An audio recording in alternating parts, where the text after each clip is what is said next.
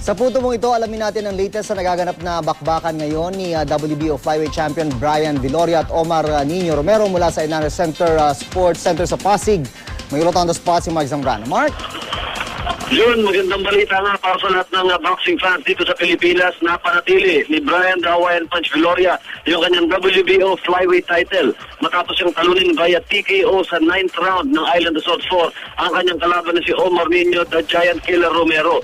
Pinakita ni Viloria na ang ginawa niyang ensayo dito sa Pilipinas ay nagbunga dahil mas mabilis at mas malakas ang Brian Viloria ang nasaksihan natin dito ngayong araw. Round 3, Round 4 at Round 5 ay talagang nasaktan niya itong si Omar Nino Romero at hindi na nakita ang dating bangis nitong Meksikano boksingero na si Omar Nino Romero.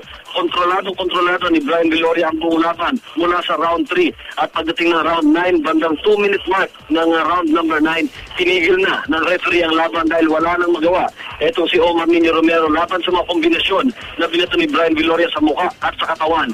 Talagang maganda ang pinakita nitong ating boksingero si Brian Viloria at tuwan-tuwa Jun ang mga tao dito sa loob ng Inares Arena. Jun? Mark, gaano kalaking panalo ito para kay Brian Viloria na alam naman natin na medyo nanamlay ang kanyang karera sa boxing?